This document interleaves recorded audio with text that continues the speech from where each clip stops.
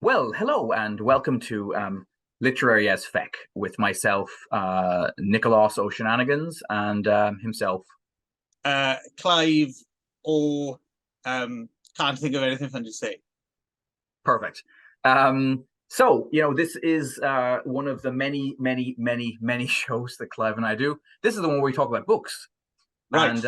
and this time it's my choice, and I had wanted to read a book called CARSICK. Here's my e-copy of it, which is a this is interesting. I assumed it was entirely a nonfiction book until I started to read it, and then found out something else. But it is partially a nonfiction book about film director John Waters attempting to hitchhike across America from his home in Baltimore to his other home out in San Francisco. And I was interested. I had read.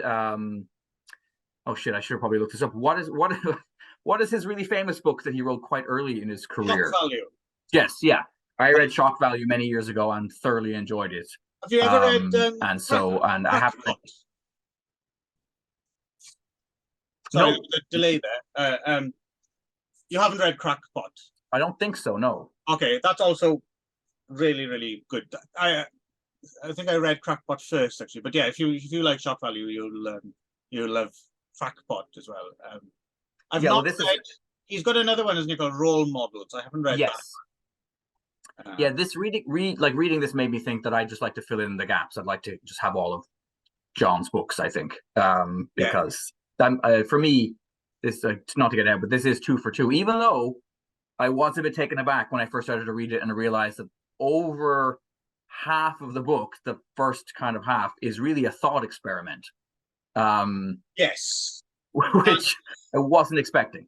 And as well, I mean, the thing with John Waters is as massively entertaining. I will get into this whether this is a pro or a con. As massively entertaining as he is, he does kind of circle certain things endlessly. Yes.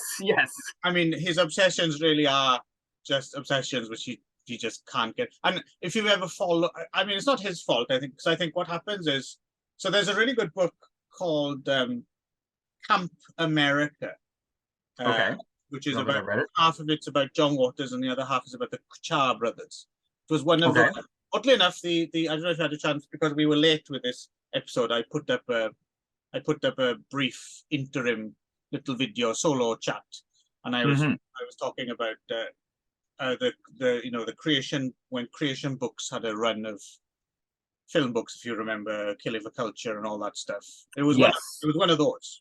Okay, all right. Yeah, and that book is partially about not just John Waters and the Kuchar brothers as well, but also just the level of obsessive fandom that John Waters inspires in people. Like, I think all of us who've who know who John Waters is have gone through a John Waters patch, right? Like where you just can't get enough of the man.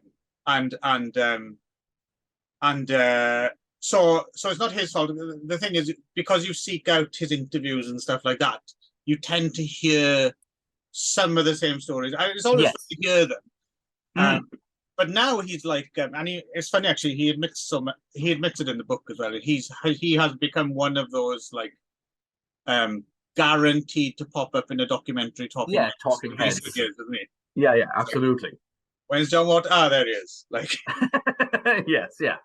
Him and Bono, for some reason, not necessarily in the same things, but he was inescapable for quite a while. No matter what I was interested in, fucking Bono would show up midway through a documentary. Yeah, that's true. Actually, he does much less charming to see Bono than John Waters. Yes. But I have to give all credit where credit's due, and if anything, I'd like to dedicate this episode. We've never done this before. Okay, I'd like to dedicate this episode to Paul Pedrosa, who was. I thought you were going to dedicate it to Bono. Yes, to the great Irish troubadour. To Paul Pedrosa, who was my roommate and friend and an enormous fan of John Waters, and was the person who basically sat with me and introduced me to John Waters' films. amongst many others. I brought Paul up before because really Yes. Paul introduced me to most of the things. If it wasn't Paul, it was Tavis, and if it wasn't Tavis, it was probably Kevin. There's a pretty small coterie of people who, at that time in my life, kind of were my gateway to all kinds of cool and interesting stuff. But Is Paul also the one who ended up getting John Waters all excited? Yes, yes, Right. yes. So Paul, so my favorite stories connected to John Waters and Paul. Well, there's two. One is at one point in the later 90s, might be 97, they re-released Pink Flamingos back to cinemas. Yes, right. And it was released as NC-17, and it showed at our university cinema. So Paul was like, "Oh, we have to go, we have to go." And I was like, "Yeah, cool, like let's go." And so we went.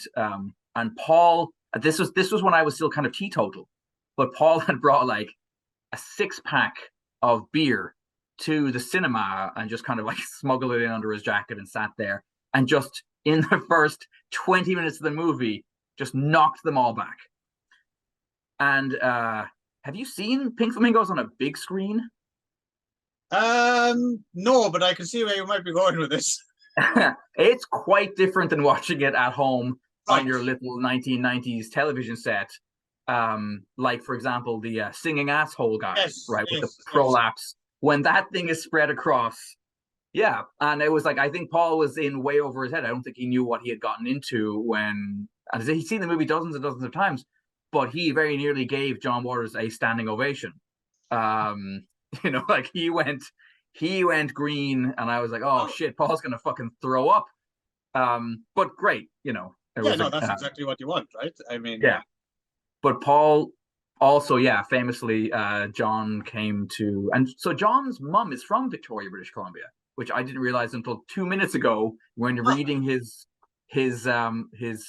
biography on Wikipedia.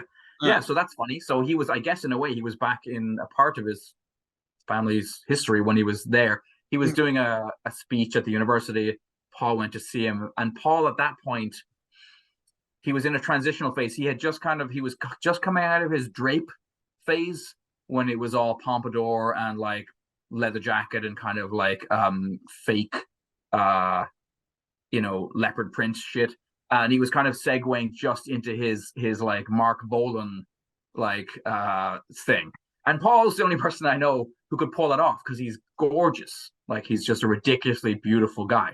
It still is. So he shows up looking like an even more exotic and even more sexy Johnny Depp from Crybaby. In that, right. I mentioned you before, but Paul is, his family background is Filipino Portuguese, and the photograph of him standing next, and at this point, like Paul's 23 or whatever, standing next to John Waters, you can almost sense the sexual tension, and Paul was like, had no idea what to do with it because Paul is heterosexual, but fiercely a huge fan of John Waters, and was like, what should I? He's giving me all the signals that like he'd like this to happen, and maybe I should just let it happen. and he came home just like in a crisis of confidence at the time. He's like, I think I might have made the wrong choice. I think maybe I should have taken that path, but I mean, it's a difficult one. I mean, yeah, myself as well. Not particularly Nelly, but I would consider taking one for the team, just to see where it would go. Or, just yeah. So anyway, so Paul is the reason why I saw Pink Flamingos and Multiple Maniacs and Hagen a Black Leather Jacket and all that stuff at that point. And then Paul's love continued. He wasn't somebody who gave up at the end of the so-called trash trilogy. Paul was a huge fan of Polyester, particularly Stiv Bators, who plays like the Baltimore Foot Stomper or whatever in that one. So it reminds me as well. There's a bit in Jimmy McDonough's book on Andy Milligan as well. Like at some point when he was actually working on an Andy Milligan movie, in the 80s, when I think it was Monstrosity or something like that, one of his films, and he'd been kind of hanging out and been obsessed with this world of Andy Milligan, and then it hadn't occurred to him, like one night they were out or something, and then Andy Milligan suddenly starts like massaging his shoulders, and he's like, Mm-hmm. oh yeah, this is real, right? It's not just it's just Uh-huh. not just for my kind of entertainment or my journalistic Yep. things, And apparently he just kind of Mm-hmm. just rose, and Andy Milligan just laughed his ass off because he was just kind of just a little reminder there. Yeah, How yeah. far are you This is the willing world we're to go for this book of I think he mentioned mm-hmm. something. Yeah, was I willing to be cornholed by Captain Andy? So yeah. So anyway, so when I at some point in the last few years I read about this book that John had written, a book called CARSICK, about about him hitchhiking at the age of, how old is he? He's in his 60s, mid 60s, late 60s when he writes the book. Let's see, Said how he was old like is he now? 65, He's 60. in his he might have even been late into 70s, maybe. Because what is he now? He must be I felt like in the book he says, I feel like he's around 68, but I don't know. Yeah, that Anyway, sounds I'm about gonna right. say That sounds about I right. think Yeah. he's about there, yeah. And I mean, it's a brave thing to do for a person of any age, I think, especially now, given I've that, never that hitchhiked. Have you? Oh no, hang on. I have hitchhiked. I just, okay. yeah, but not a very long distance. But I have. Yeah, no. I had my so there's a great part right near the beginning of the book where, John talks about his early experiences of hitchhiking, hoping to be picked up by perverts, in the hopes of getting blowjobs, and occasionally, it turning out. So yeah, of course perverts were out there, and I hitchhiked every day with a hard on, hoping one would pick me up and give me a blowjob. Many did. Um, but Well, yeah, so it's worth. Sorry, it's worth, because you brought it up. Something something I liked about this book, actually, which surprised me, was John Waters. My experiences with John Waters is there's always a lot of kind of deviant sexuality going on. But mhm. oddly enough, it's always deflected, and it's always through characters. And I think this was the first time I'd ever read John Waters, like just full on horny John Waters, actually talking Yes, about his own fantasies. yeah, And I'd never encountered that before, and it was quite interesting because it was always his characters or someone else, but John Waters yeah. actually talking, personally, about his sexual proclivities was kind of a new one on me. Yes, yeah. I enjoy it. And there's something fun, strangely innocent as well Hmm. about that too. Oh yeah, In some weird way. There's something very sweet about most of that stuff in the book. I think it's just because But it's so my honest. It's just so honest. Like, my I mean, I know I've told you the story before. In fact, I've written it down once or twice. But I did not hitchhike, but I stupidly accepted a ride from somebody when I was 15. I was at the bus stop in downtown Kelowna, and had just finished a shift at McDonald's, and somebody pulled up and said to me, um, do you need a ride? And I was like, and they said, where are you going? I said, I'm going to the mission. And and they were like, oh, and they left, and they circled back again, and he was like, yeah, I could drive you there, and it's quite a ways. And my immediate thought was like, what a nice guy. right. Awesome.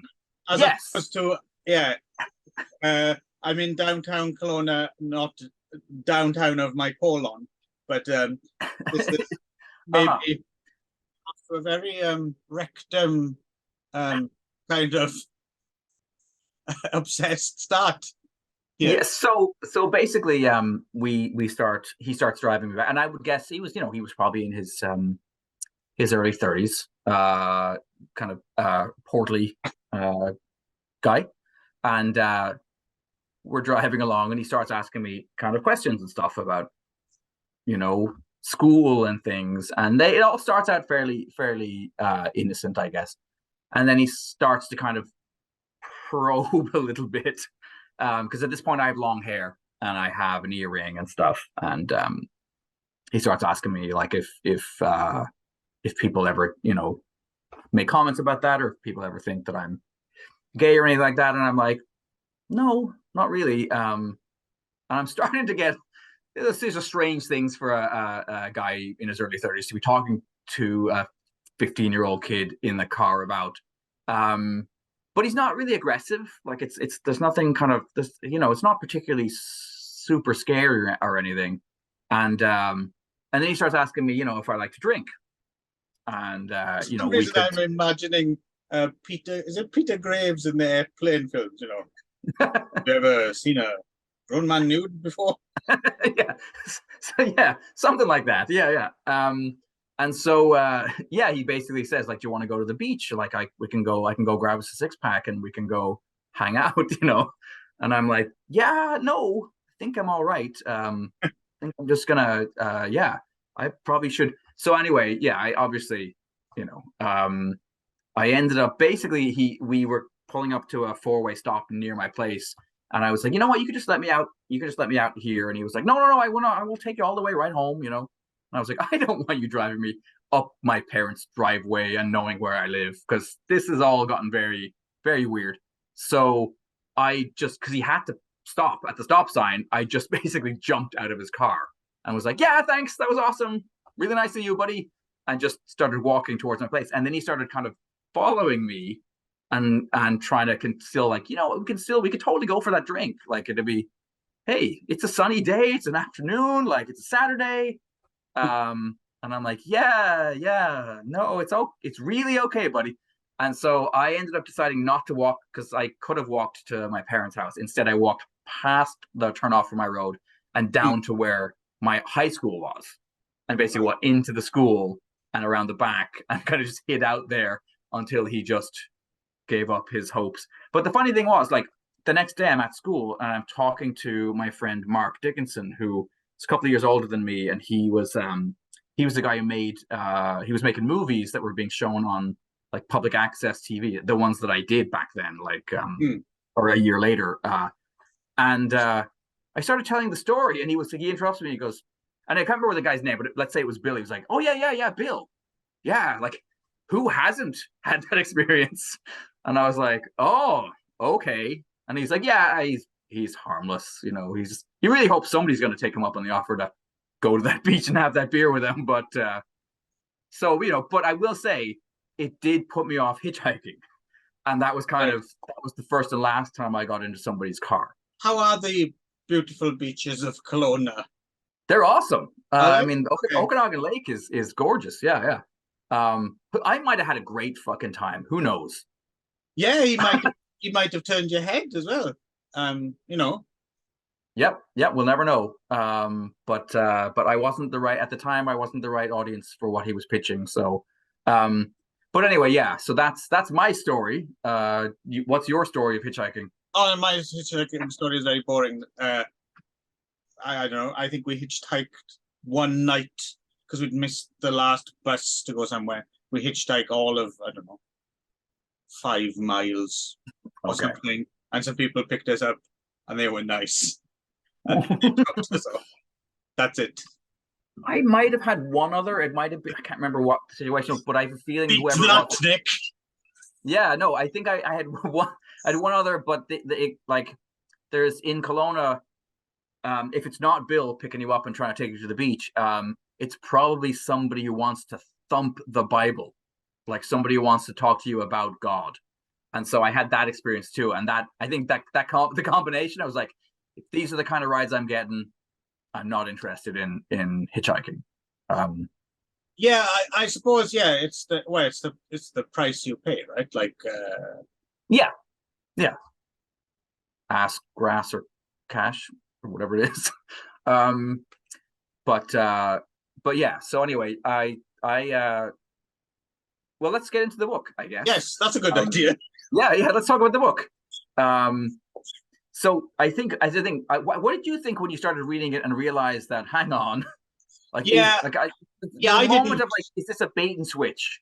Like, have I right, and then it's not really the thing I thought it was going to be? But then I ultimately went with it and was okay with it. But yes, I know what you mean. At first, I was suspect because hang on now. And plus, in the end, it turned out that that stuff was actually more interesting than the documentary to stuff. some degree. Yes. Yeah.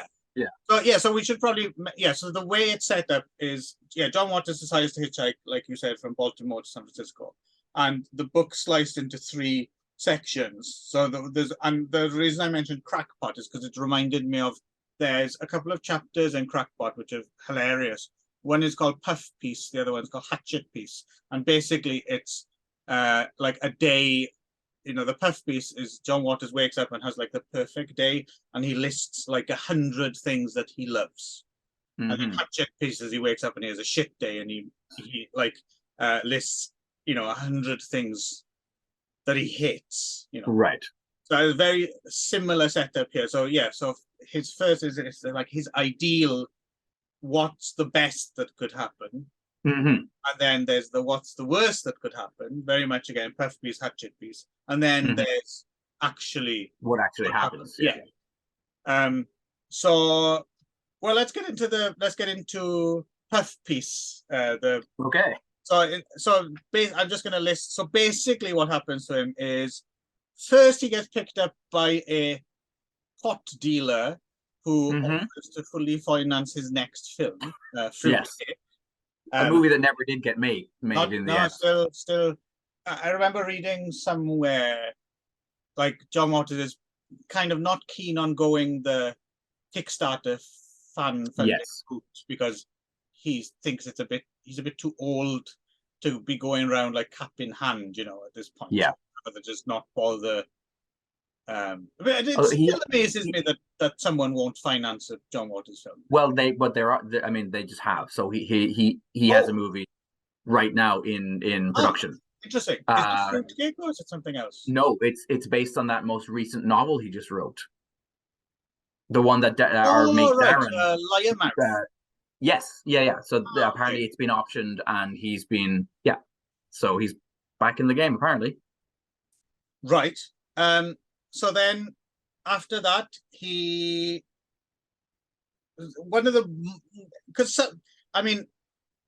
it's case by case, right? And some of these are a bit. So the next one is he gets picked up by a pro-choice learner driver old woman, right? Yes. With some pro-life asshole in the boot or something, right? I can't. Yes. So it's quite an astonishing exchange there, where this guy in the back yells, something really homophobic, yells her hostage with rudeness that instantly pushes me over the edge. "You filthy impregnator," I shout back, suddenly as combative as KK. "How dare you tell a woman what to do with her body? That's right, you fallopian tube fascist." Yes. And again, it's some things I've heard from him before, like some of his classic lines I'm paraphrasing, but sometimes I wish I was a woman just so I could get an abortion, is one of his classics, John Waters.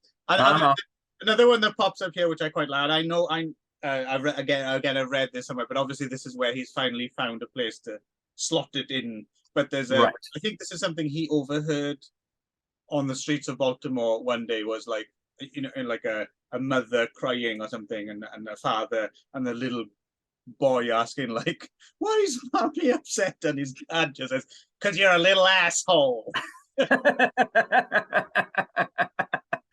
Yes. Because as me and Ron have discussed before when we were talking Pekka, I think, no one says asshole as well as Baltimoreans, right? Yes.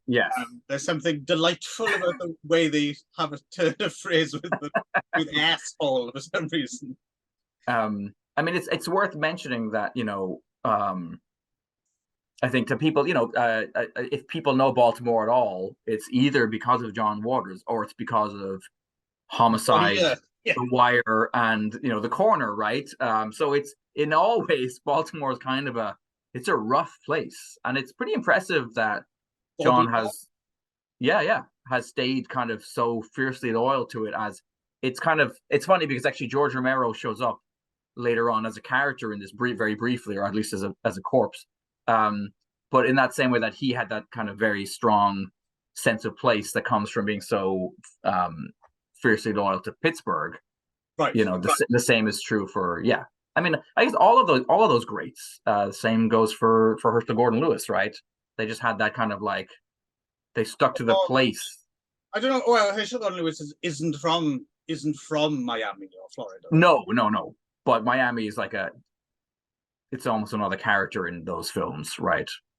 Yeah, I guess. I think it was just warmer than Chicago. Well, that too. I think Herschel Gordon Lewis is slightly more different breed, right? Right. A bit more mercenary, a bit more focused Yeah, on the yeah, bottom yeah, line. Yeah. yeah. Yeah. But So yes. So then yes. So and then is the next guy the rat rod driver who demands to be jerked off while? demolition derby driver, yeah, yeah, Yes. Yeah. yes, that's fun. That section's quite fun. Then he gets picked up by a cop who thinks he's either Steve Buscemi or Don Knotts. Which you can kind of see actually when he says it. I'm like, yep, Yeah. I can see that he probably does get mistaken for them. Well, Steve Buscemi is famously John Waters. Which way around is it? Is it John Waters sends out Christmas cards of Steve Buscemi dressed as him? I think. Nice. Yeah, and then it gets kind of very strange then, because then he gets picked up by Edith Massey. Yes, and it's one of a couple of parts. Isn't there a part later on where he gets picked up by? Does he get picked up by David Lockery as well? He seems to get picked up by a few people who have passed away. Yeah, he kind of. Well, but she's alive now, right? She's yes been in hiding or something, and runs one of those weird stores that like sells like half used space. yes that kind of thing. Expired candy and stuff like that, and medicines. Yeah, and I don't know. There's something kind of touching about it, I suppose. But yeah, again, at this point in the book, I'm still kind of getting over the shock of being what I thought it was. Yeah, and then there's kind of she did in fact own a store of that sort of nature, like that. Yeah, like she did run a thrift store in Baltimore for a while. And obviously she's a fascinating actor as well. So hear more about hers but again, I mean, a lot of that stuff is in earlier books and yes. So it's just that, and then the next chapter where's that junkyard rock star, which seems a bit of a not that amazingly different from the demolition derby. Yes. This part of the book, I was like, I wasn't sure if this was kind of working or if it seemed like a lot of just warmed up kind of old stuff thrown together. Right. And then it's the bank robber with a hard on. Yes, I enjoyed that section. I started to enjoy it a bit more when he takes up with a traveling carnival. Right. As the his act is a man with no tattoos. Yes, yeah. And the part where he panics because he's like, I can't be naked in front of people. I'm 68. But yes. His freakiness is his straightness in this situation. And then he gets picked up by the alternative librarian. Right. I should say, just jumping back to the guy who was the bank robber, that was the guy whose name was Ready Whip, because his dick is always ready and he's ready to whip it out. Yeah, that's it. But yes, and then he gets picked up by after the freak show. It's the alternative librarian, right? Yeah. That was pretty interesting too. That whole idea, because that really brought me back to. In fact, some of the kind of things alluded to really brought me back to my friend's bookshop and things that would occasionally show up from estate sales or when people had passed away and somebody would bring in like a box of just astonishing paperbacks published by these little, Yeah, well, I still can't find, because I went online, because of course, same as you, I want a copy of Teen Girls Who Were Assaulted by Animals. I mean, that's a must have, right? But I couldn't find anything at all online, like an image search. So I was wondering if this was one he made up, or if it's a genuine But thing. I would think based on real stuff, just from what I have seen myself. No. I think things that certainly could exist, but I'm Right. not sure because then there's another That one. specific title. Yeah, because I was looking at because for instance, one thing that jumped out at me, I thought, oh my god, I can't believe I've never heard of that. That I must see that. Was he mentions a porn parody? I spit on your snatch, and Yes. I don't think that exists. I don't think so either. Yes. Which is a shame. Right. But yeah. So I'm wondering if the teen girls who were assaulted by animals is him either having fabricated something or misremembered something. Yes. Yeah. Even though in general he does have a mind like a steel trap, right? But or it's just like it's a portmanteau of a few other things that he's just kind of made a condensed right version. Yeah. And then there's a truck driver with a stash of candy that you can't get anymore. Yes. Taken to a pirate truck stop. Yeah. That was interesting too, because that candy thing, like that's another thing that, as I'm sure you know, John Waters is obsessed with weird all his obsessions. That's basically what this is. Yeah. Because I remember him being on, I can't remember if it was on Conan O'Brien or maybe it was Conan O'Brien, where he had bought or brought along a box of dingleberries. Oh yes,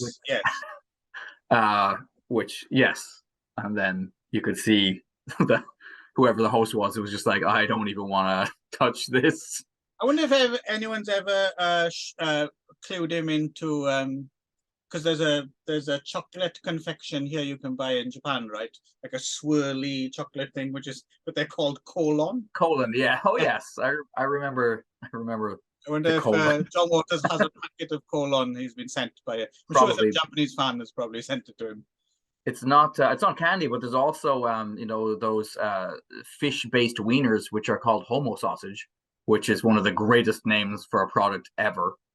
You could buy it. I've had any homo sausage. You can get them at least you could get them at the Family Mart and places like that.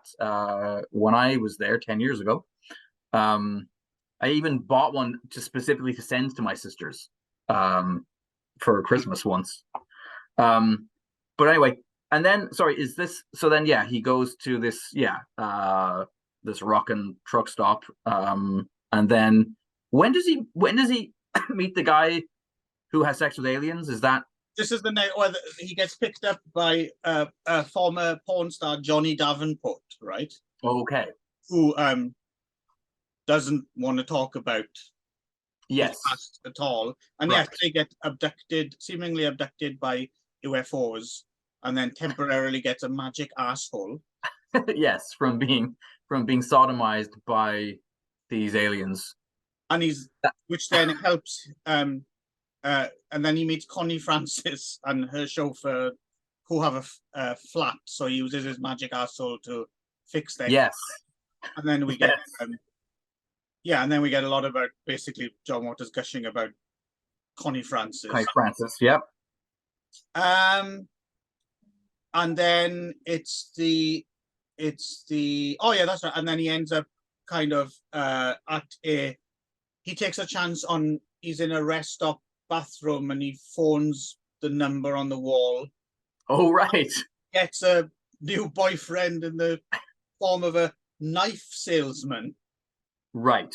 And this bit's oddly sweet as well, because I mean it's very kind of romantic and it seems very much a kind of wishful, and I'm wondering how much of that is does John Waters have a boyfriend who's a knife salesman, or that's a good question. I don't know, but I did see that, like, in his, I don't know if it was in the Wikipedia entry, that there is some mention of the fact that, like, he is quite private about that stuff.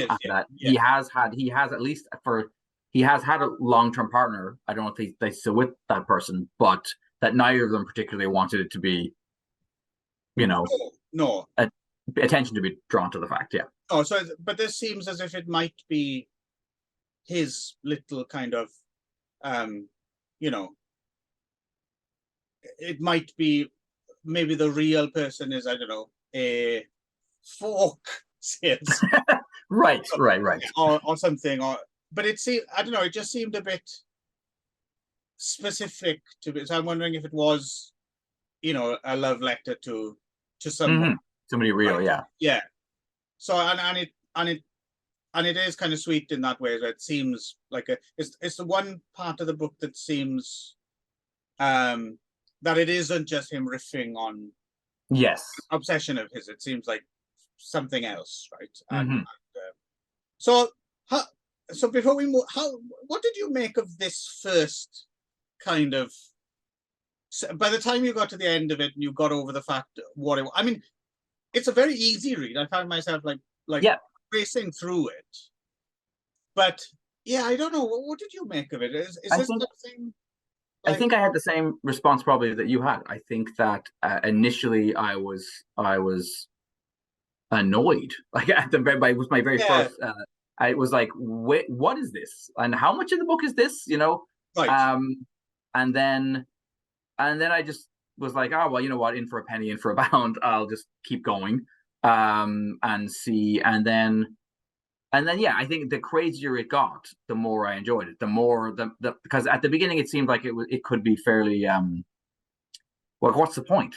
You know what I mean? So it had to kind of it kind of had to push the boundaries of the ridiculous. And when it got to the point of magic assholes and stuff, I was like, yeah, actually this is fine. It takes off a bit then, because the first just you got money to make your movie from a pot. It's like, why am I reading? Yes. It's not even greatest hits at that point. It's just, I don't know what, just wish fulfillment or wouldn't it be nice or, Yes. A bit fabulous Freak Brothers actually as well, funnily enough, that section. Again. It was a bit fabulous furry Freak Brothers, that section actually. That kind of reminded me of that kind of, freewheeling. I don't know. Well, let's move on to the worst that could possibly happen. Yes. Which begins with, it's a drunk driver, right? I think is the. Well, I think it begins with nobody picking him up at all. Like he stands in the rain the first day and in Baltimore, and then people just shoot him death glares and tell him, "We hate you and we hate your movies," and then he just goes home. And then we forgot to mention in the first section, of course, almost everyone who picks him up loves his films. And and immediately knows who he is. Yes. I have a note here, Nick, and you're going to have to tell me: is this in the book? Is this something in the book, or is this just something I wrote down? I've written, "My ass is haunted by Johnny Cash."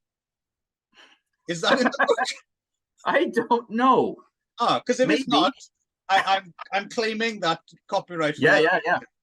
There you go. That should be your country and western album, right there, Clive.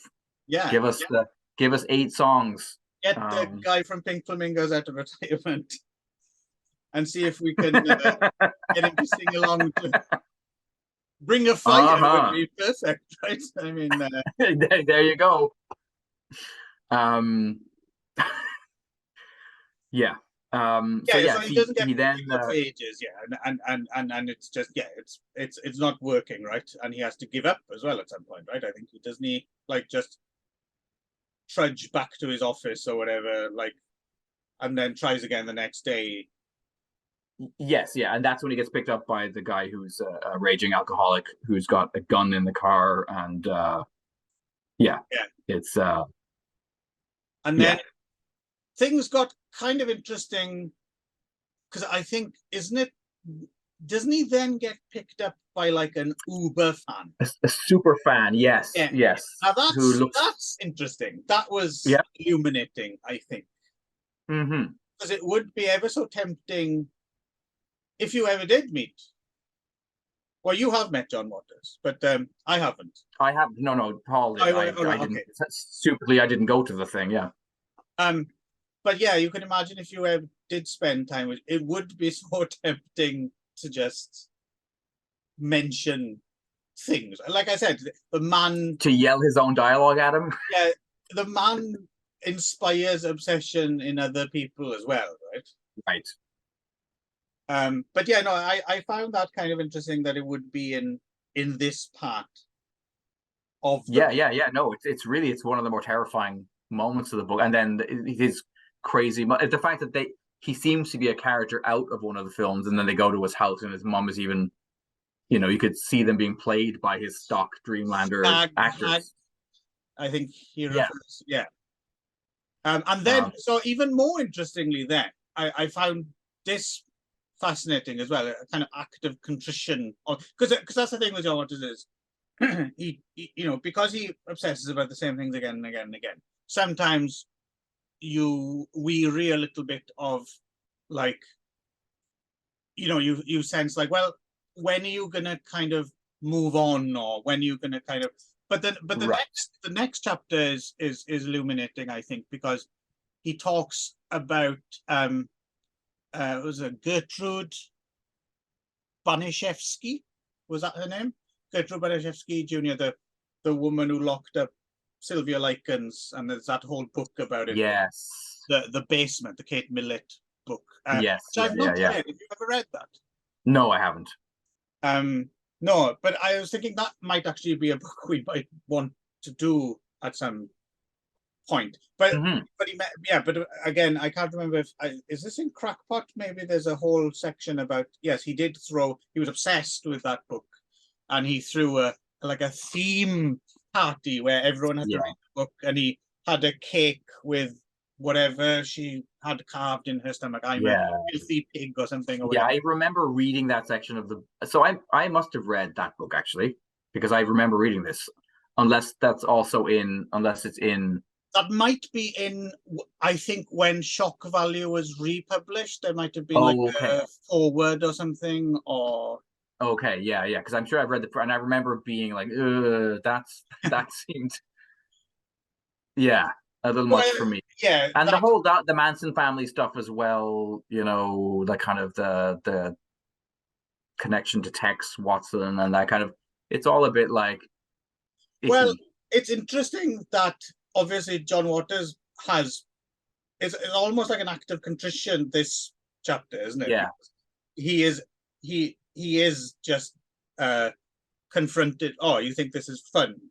Yeah. He's like, well, actually, yeah, no, I see where you're coming from, right? So that's kind of interesting as well, I think. Yes, yeah. Is that the section where the woman picks him up who believes only in having sex with junkies? Yeah. That is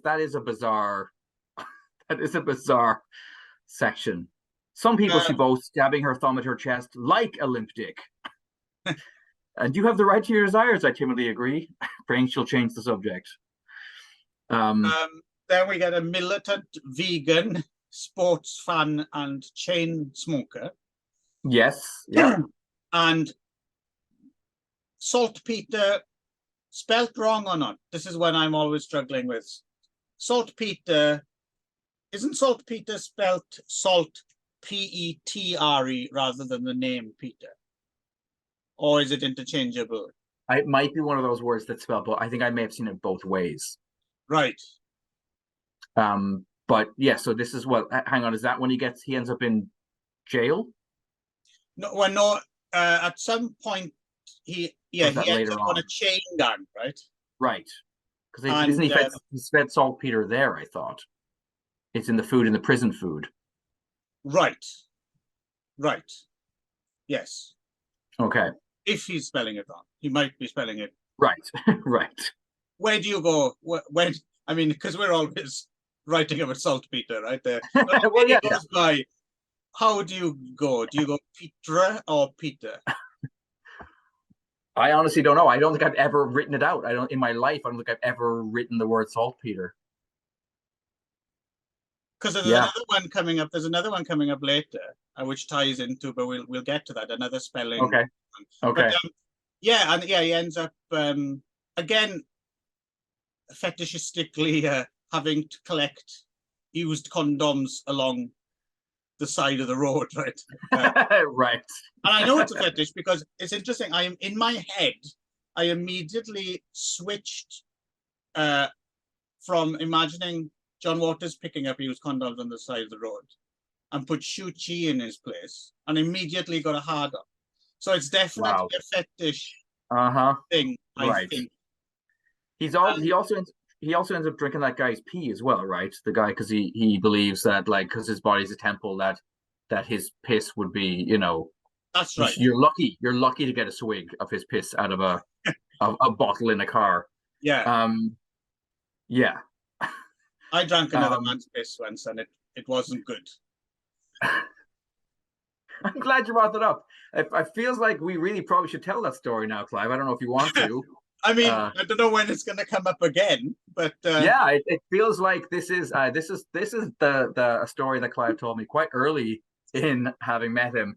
That I was just, I think it was more the fact that when shall I you tell asked you? me, like, well, it was, I think you said like you know, like, well, you know, you've tasted piss before, and I was like, no, like, you have, and you were like, oh yeah, and then proceeded to tell the following story. Yeah, so this happened when I was 16, I think. It was like one of the first house parties I ever went to, and there was it was basically ended up a game. Some guy pissed in a can of beer, and then you had to choose, like, it was, you know, you had 3 cans of beer shuffled around, and you know, if you got the wrong one, it's a Russian roulette. Yes, right.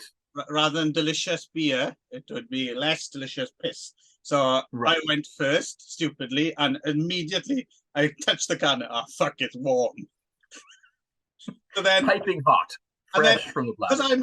Because I'm still an idiot, but I was even more of an idiot then. I, like, took a sip, and the whole room went, ugh, and I thought, because of, I'll show you.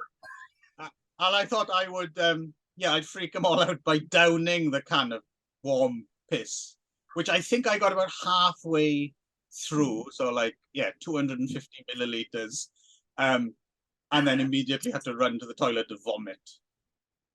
And the man, I don't know if this makes sense. Like, I might be talking out of my asshole Papa Uma Mao style, but this was a man who did an awful lot of drugs as well. And I'm pretty sure I was off my face the next morning. Yes, when you told me the story first, you did say that you thought you had gotten some sort of, like, residual contact high if his body was laced with enough LSD or mushrooms or whatever.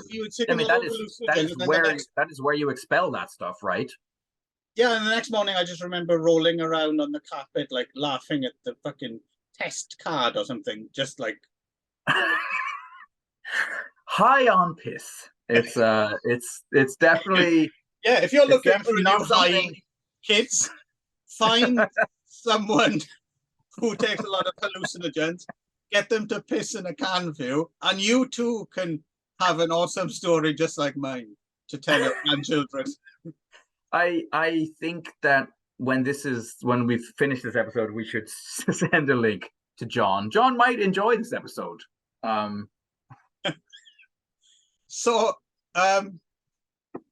Yes. So, and then we got it's an interesting phrase, a militant Nell box. Is that? Am I remembering? Yes. That right? And this is a militant kind of gay shame, kind of self-shaming gay man. Is that what a Nell box is? Is that right? That's what it seems to be. Yeah, at least that's defined by this chapter. And that's kind of interesting as well, in so much as, and I'm certainly not I don't think this is the case, but it's interesting how we mentioned we were both kind of surprised how horny John Waters is in this book, because he's always slightly seemed to, I mean, he's never like, you know, played down the fact that he's a gay man, but also it's never really been, it's just something that has slowly becomes apparent as you get to know more of his work, right, and read more about it. But maybe he has written about it somewhere. Maybe he has, talked about like. I've always, when I mean, like, he's always seemed a bit coy. He's always seemed a bit coy. Well, that's what I mean. So I'm wondering if himself. Yeah. Like so yes, like Divine and David and all of these other people kind of become stand-ins for him to be able to talk about this stuff and to but he himself has always in a way played it a little bit kind of like. I'm just wondering if this is also slightly, obviously he's not like this character, but I'm wondering if there's a little bit of catharsis there as well. Do you know what I mean? Like, right. I don't know. I mean, well, there's some stuff that comes up actually in the last section of the book, the real section of the book, that really made me laugh, and I guess we'll get there. But that kind of where he does also talk about his own self-image a little bit, as right, and so we'll talk about that when we get there. But and here we go. So this is the bit I feel as if we should have Darren on to talk about just this chapter, because it fits into our long-running goiter. I know. I couldn't believe it when there was an entire chapter. Now 2 films and 1 chapter of a book to add to our rapidly growing goiter collection of pop culture. Rapidly growing. Yes. And this is my other thing. Goiter or goitre? Is it? Oh yes. I think I've seen that. You're right, spelled both ways as well. And is there any connection between saltpetre and a goitre, I wonder? Because it's some kind of deficiency, right? It's some sort of, I doubt it's a saltpeter deficiency, but no, isn't the opposite? Isn't it an overactive? Or is it having too much of something? Yeah. Okay. And I guess saltpeter, but I don't know if it's a saltpeter would work for a goiter. I don't know. But what's interesting is clearly John Waters is terrified of goiters. Absolutely. He sells it in a really, that section is one of the most gross and just filthy and upsetting sections of the whole book. Because he seems convinced that you can kind of catch it through the air or something, right? Or yes. Yeah, it's funny. I did make me wonder if he is a little bit germophobic, just because it kind of it would seem so funny given what he's been so famous for, right? I mean, the most infamous scene in any of his films being the dog poo eating and yet he does seem a little bit fastidious and a little bit like, and that his utter fear of being exposed to a goiter and somehow catching. I don't think you can catch goiters. No. Maybe sure you can't. Maybe in his next film that he's making now, maybe that'll be, rather than dog shit, someone licks a goiter or something. Maybe that's and then yes, we're gonna have to write. Clearly, we're gonna have to write to Fab Press and say, hey, when it comes time for the goiters in cinema and literature, we're your man. So from the goiter, we go to an animal rescuer, right? Right. I can't remember the specifics of. Was there an element where this person spoke to the animals in like growls and barks and things? Because it reminded. I think I did. I remember that there's a part where she she uses a box cutter to like cut the dog's testicles, like she neuters it in front of him in the car while driving. Yeah, that's the thing that jumped out at me. And then also that she plays the barking dogs jingle bells. Oh yes, song, which we'll get. We'll mention the music at the end. I think, at the end, and in general, all the notes that you have to take when reading anything by John Waters, right? The references to movies and. But no, I think also, sorry, that section, there's a revolting part where basically she regurgitates an entire like tapeworm. Yes, like into a bottle. That's foul. But there was something about her kind of communicating in barks and growls and stuff that reminded me of a very weird thing that happened to me once on a. Okay. There's no piss drinking in this. Okay. All right. Sorry, anyone expecting more great piss drinking anecdotes. So, for those who don't know, a Saigen drama is what the Japanese call like reconstruction, like true dramatic crime. recreations they do them on like historical shows and courtroom kind of things here. Yes. In fact, this is something that comes up in the book. John Waters himself was host of a show that dealt in this exact thing. In Husbands and Wives Who Murdered Each Other. Right. He was a judge, I think, wasn't he, on some kind of? Wasn't he a judge on something? No, apparently he was the host. Oh, okay. He was the host. He was called the Groom Reaper, and I'm guessing he was almost like a Tales from the Crypt kind of like Rob Serling or something, or yes, but telling like true stories of actual crimes, and then they dramatically recreate them. But anyway, yes. Am I also misremembering he was like a judge or something on one of those like people's court type of? Possibly.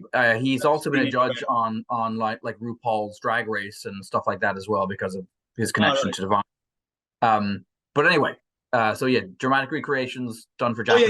Oh yeah. So he's done very badly. With overacting foreigners. So we were doing this story. I think it was about a dog that rescued like a little boy who fell in a pond or something, and we were out in Saitama in winter. I remember it was snowing actually a little bit, and freezing, and pretending to enjoying a nice summer barbecue by the river. And we had what must be the worst dog handlers in history, right? So, and they were there wasn't just some people with a dog. They had like a van which had their company name and logo and everything painted on the side. So I'm assuming they got hired, like, right. Them to. So we had a couple of dogs who just didn't do anything they were supposed to do. Like they were literally non-trained dogs. Like do that, and then they just wouldn't do it. They just wander off. I was thinking, fuck, these people are terrible at their job, right? And then, I swear to God, this is true.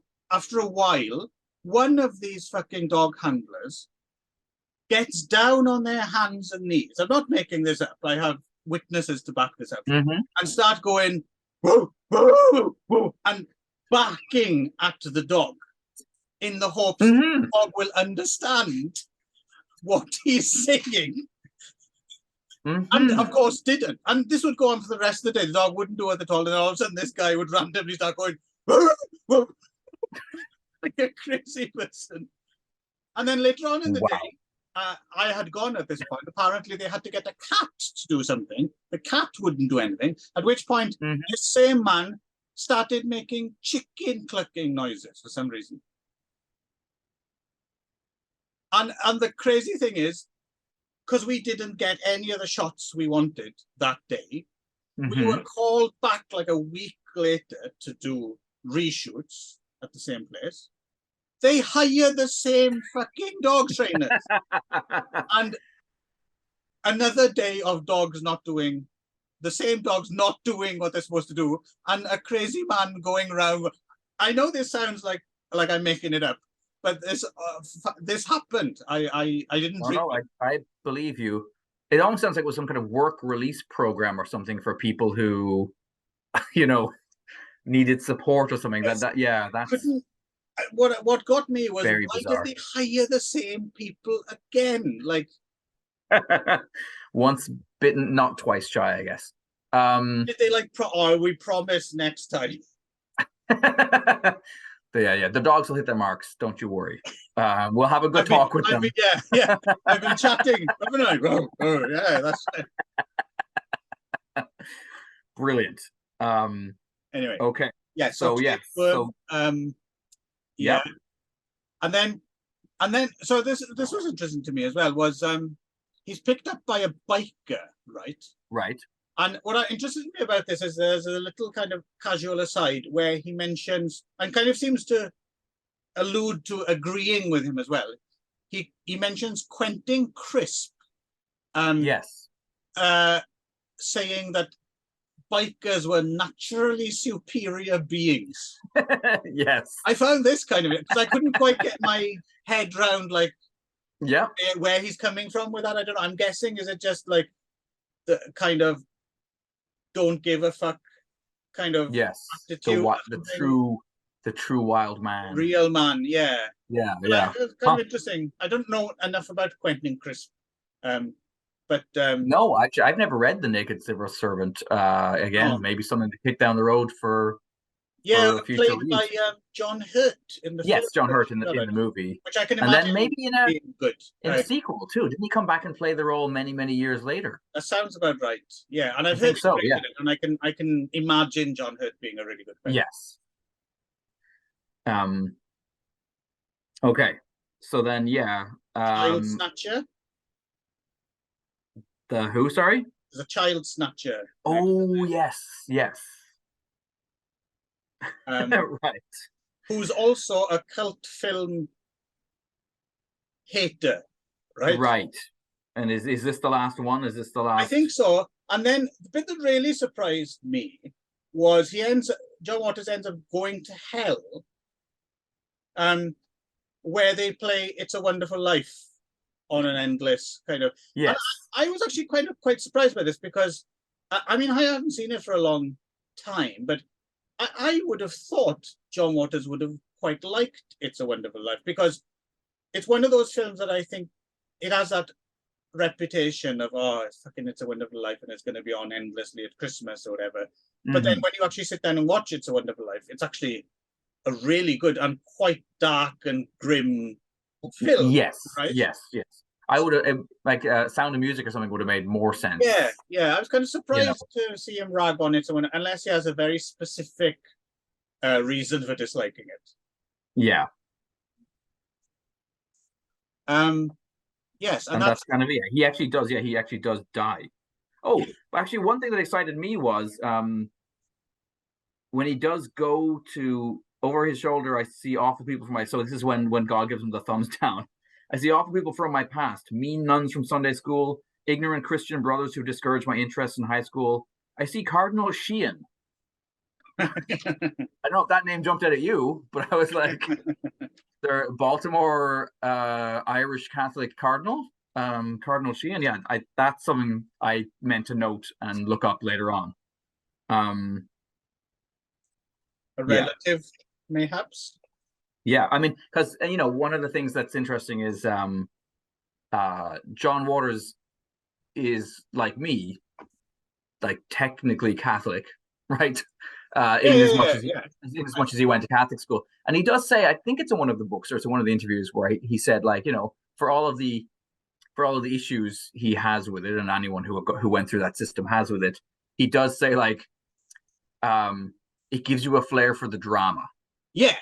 In a way that the drama of it all, the pomp and circumstance and the smoke and mirrors and all that shit. Yeah. And I do think so too. It's another reason why I've always been attracted to Italian cinema, because it's just big and over the top, and I think it is that Catholic kind of thing of towering spires of.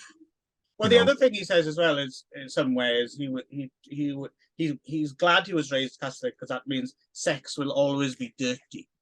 Yes, yeah, exactly. Yeah. It's not like was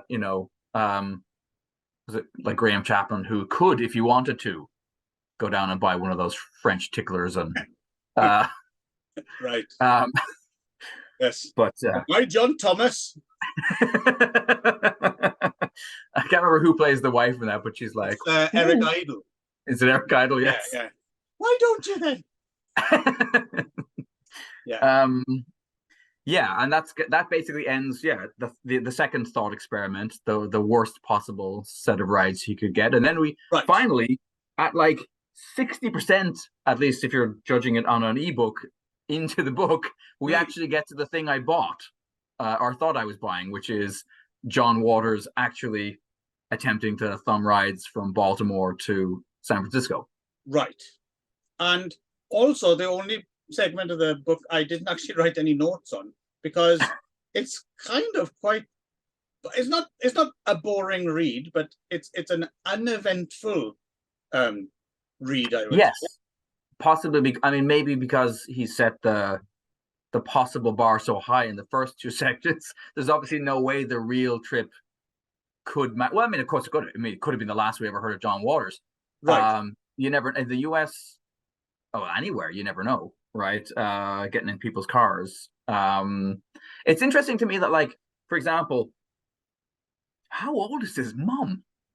Like the fact that he at 68 calls Right. up his mom to be like, oh, it's I'll be all right, don't worry about me, or like it's trying to keep it from his mom initially. Yeah. Yeah. um Well, she'd have been at least in her late 80s at that point, right? So yeah, I mean, I know people, and Catholics especially, did have kids young, but I was just like, wow, that's impressive.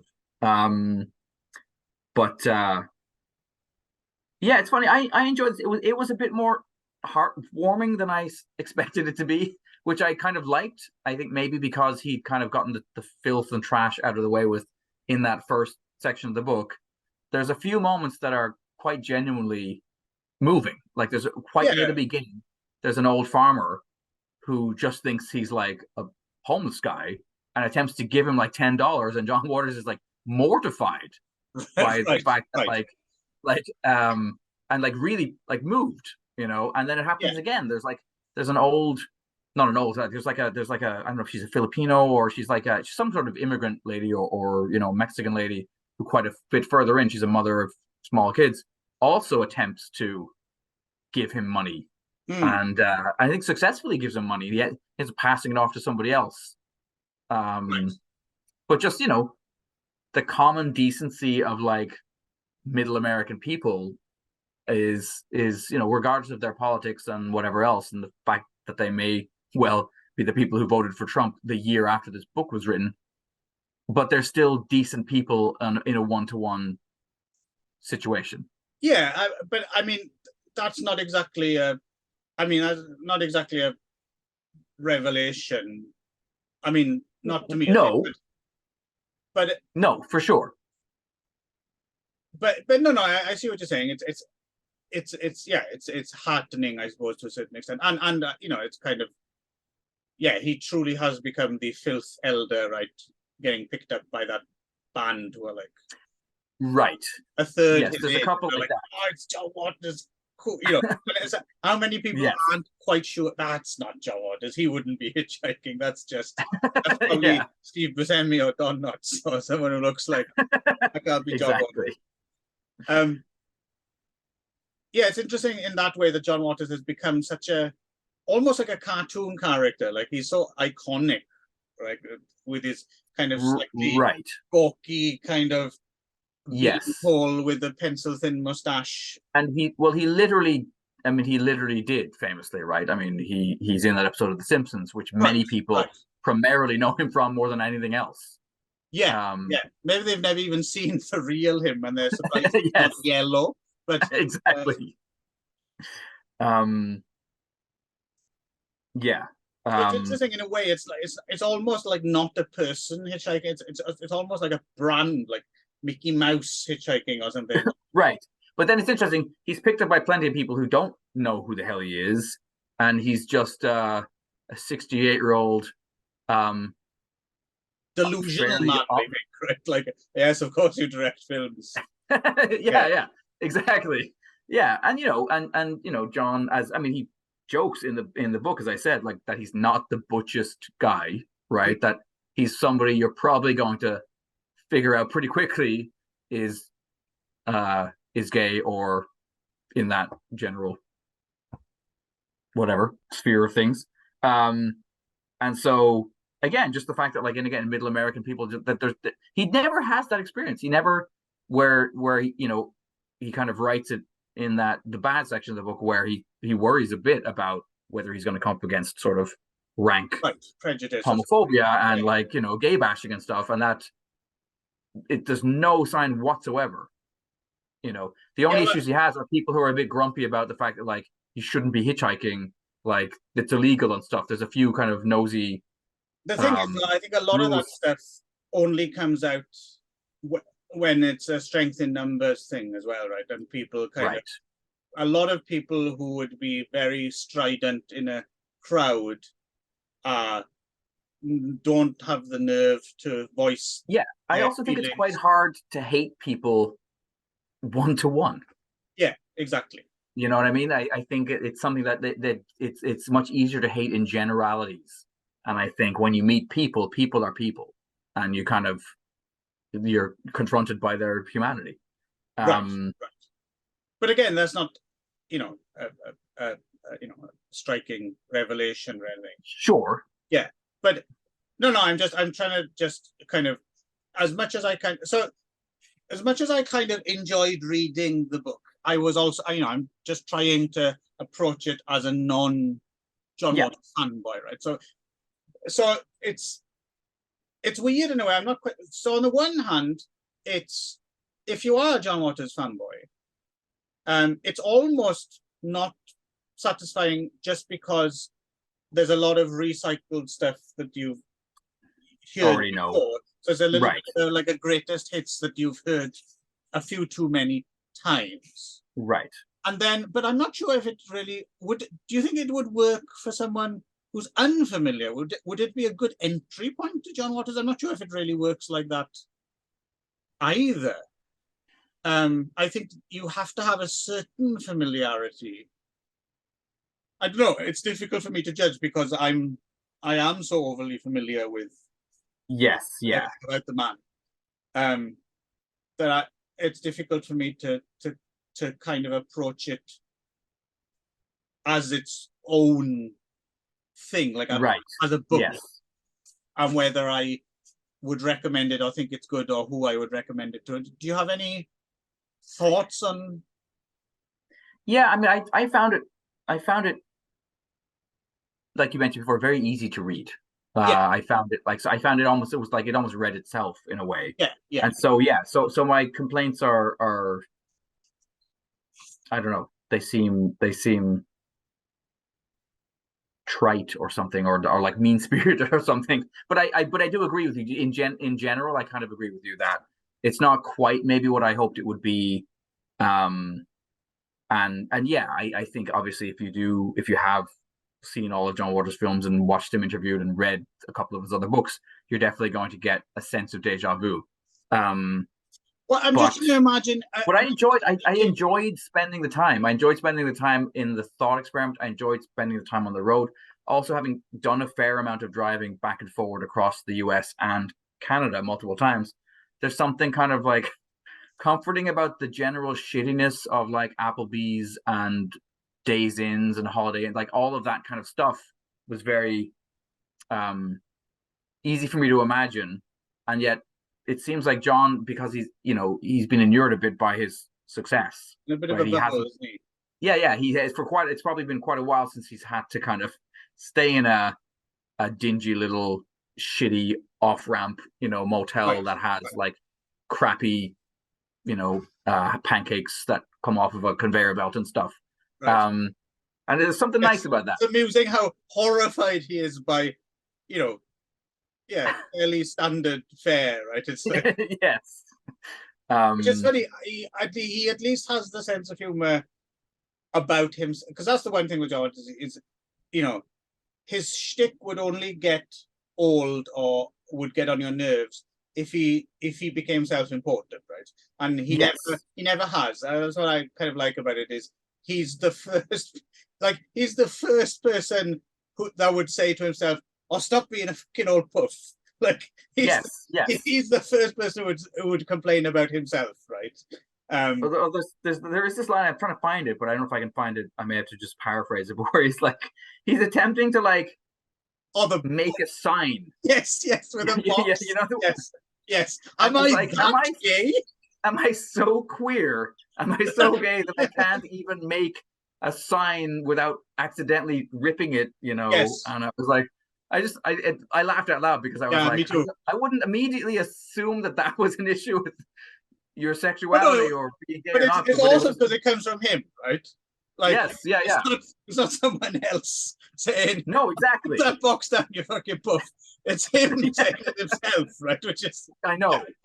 That's why I laughed out loud. But I was also like, wow, yeah, I don't know if I don't know if that's the problem, John, I think you need to you probably haven't been having to make your own signs for a bit too long.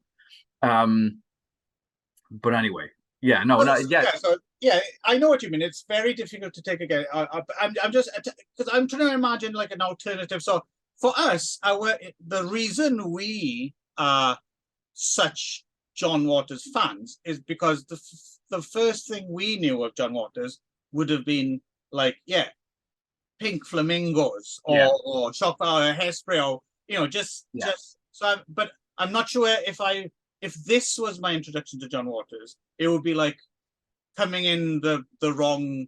You come in the exit rather than the entrance or something, right? Like yes, I think I would agree. I think you wouldn't really know what to make of the book at all, because of the strange nature of the book, because it is partly fictional and partly non-fictional, and it's somewhat of an indulgence, which you would allow him just because you like him. So, but if you don't like him, so I'm just trying to balance it out a little bit. I'm trying to imagine like if it was someone else who wrote this book, like I would be less tolerant maybe of some elements.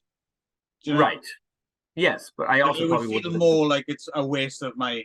Why am I reading this? Oh, I'm reading it actually just because John Waters wrote it, and that gives it something that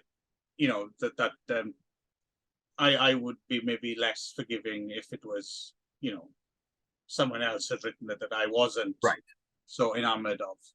Right. Although I still think it would still be as funny. I don't think the funniness is just because I'm imagining John Waters. No. But doing these things. But it's not often that funny. Like you were saying, the bits like, am I so gay that I can't do this? Or those laugh out loud moments are kind of few and far between. Like a lot of the other stuff. And the goiter thing got just because we've been talking goiter so much recently, inexplicably. But I don't know if a lot of it is actually that laugh out loud funny. Right. I've heard the joke before. Do you know what I mean? Like, sure. Like, there's a lot of, I mean, the repetitive nature of some Demolition Derby stroke outlaw stroke robber and their hard-ons. Like, there's a lot of that.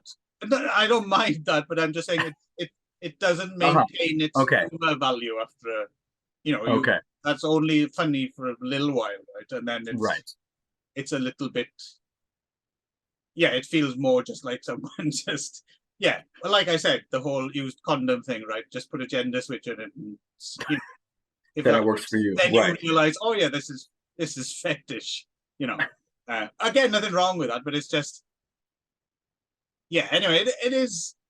So so should we talk about, before we finish, should we talk about the soundtrack, I guess, to the book? Yeah, which I think is a great idea. This is actually something that I think that I would love more writers to do. I would like more direction when I read a book at the end about what would pair nicely, like with wines and cheeses and stuff. I think this is a great idea. And so the last 2 pages of my version of it are, so as I was reading the book initially, I didn't realize this was here, so I was writing down the names. And then I didn't know. At a certain point, I don't know why, I just went back to the back of the book and realized, oh, it's all here at the end. And aside from the music, I mean, you will be taking notes about books and films. Oh yeah. Like that. But a lot of that stuff I kind of knew, and the stuff that I didn't know, I found out was made up. Like I spit on your side, right? For example. So the film stuff, but if you weren't so well versed in that stuff, then certainly there's a whole viewing list to go along with your listening, right? Yeah, for sure. Speaking of, have you ever seen a film called Fuego? Yeah. Okay. Actually, no, I haven't seen it, but I know exactly what it is. That Argentine. I think I was reading about it when reading about John Waters, because apparently it was a big influence. But it wasn't on my radar before reading that just now. So one of those things that I've just always not quite got around to watching, and I probably should. I should make a point of getting. Okay.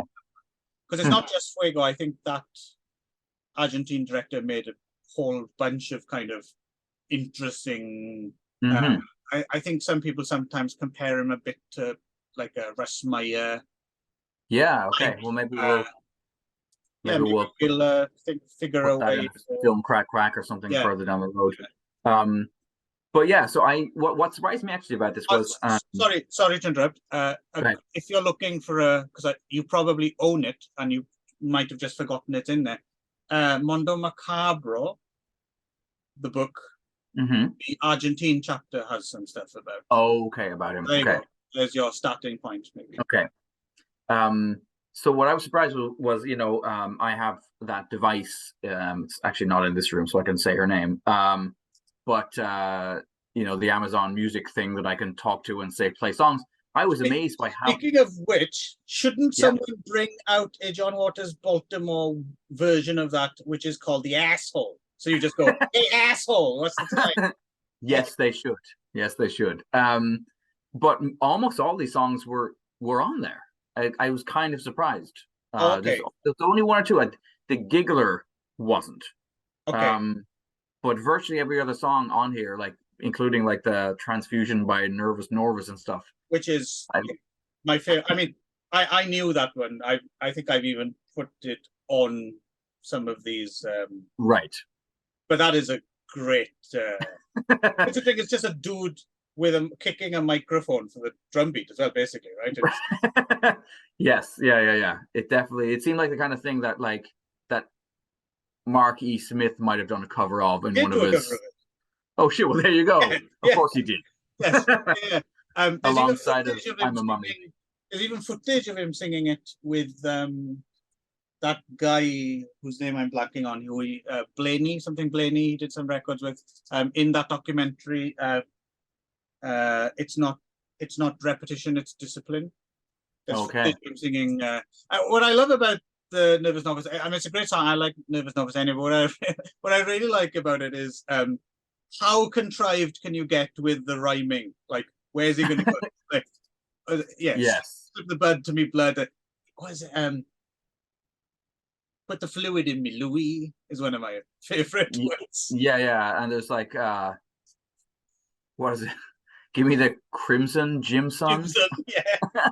Yeah. Yeah. It's a good one. Yeah. But yeah, so anyway, there's some 30 songs recommended kind of to pair with each chapter, and they show up in the story. They'll be played on the radio in the first chapters, and then later on he just occasionally brings one up. This was the most famous one, which is a great record, but again, one that I knew, so I didn't go looking at it. I didn't, but Flying Saucer Rock and Roll, right? Yes. Fantastic record. And yeah, kind of obviously a big influence on Guitar Wolf. Yeah. But then I mean, Hitchhike by Marvin Gaye, which I'd heard before, is a great song. And then he is a big Chipmunks fan. He's in one of the later Chipmunks movies, John Waters. Yeah, his Chipmunks thing is one. I mean, that's the thing with John Waters is depending on, like, my percentage is pretty high. I'm with him for about 95%, but then certain things he loses. So maybe I'm not quite as obsessed with Courtney Francis, for example. Right. I really like the song Chain Gang. Yeah. I thought the song Chain Gang, that's not one I'd heard before, and it's a great song. Yeah. But yeah, where do you stand on the Chipmunks? Do you have a tolerance for the Chipmunks? I mean, as a child, I enjoyed their animated antics, but as an adult, no, I have no interest in the Chipmunks whatsoever. But it's funny who's like, because David Cross is in those movies as well. It's just like the most recent ones. Okay. Anyway, but anyway, I think on the soundtrack to Pecker as well, I think there's a Chipmunks. Okay. Or something Chipmunks like, some Chipmunks knockoff or something. Okay. But were any of these songs new to you, or any that you enjoyed? Obviously, Strychnine by the Sonics was the one that I knew best.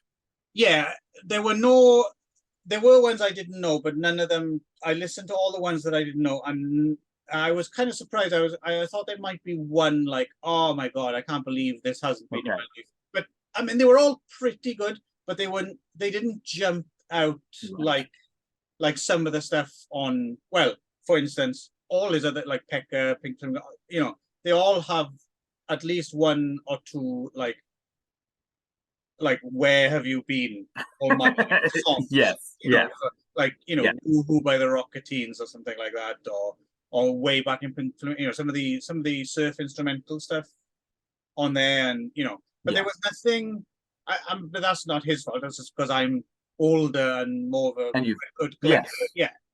So nothing jumped out at me like I was hoping there'd be one real find, but alas, no. I'm too much of a jaded, piss drinking pervert. Yes, collector nerd. Anyway, I don't know. I enjoyed the book. I found it really comfortable, which maybe that just shows how weird I am. But that I found this book like just breezy, like it it was really well, it was fun. It also attests to how John Waters has gone from, in the same way as Godzilla and Elvis went from threatening to a friend of children everywhere. But But he's done it gracefully, I think. Right? That's because it's inevitable. You can't.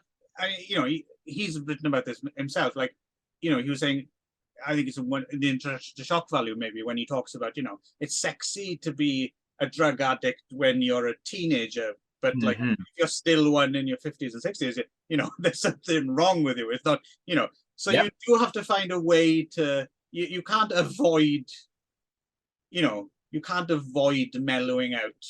Yes. And it happens to everyone. Or you can, but you die. Or you're just an asshole. Right? So which is interesting. You have to do it. You have to figure a way to do it with style, and clearly John Waters has done it with style, right? So I begrudge the man nothing. I mean, he's certainly he's paid his dues several times, and he's still. I mean, it's not like he's now, recommending Hallmark movies or something. I mean, no, his end of year, best film of the year lists and stuff are always still worth reading and full of surprises. I don't think I ever would have heard of Butt Boy if it weren't for John Waters. I had never read about that anywhere else. I haven't heard of this. The man who just puts things up his ass. Basically, it's a movie about. It's a movie. Yeah. Wow. Awesome. Yes, another thing I do quite like is John's consistent interest in terminology. In learning the newest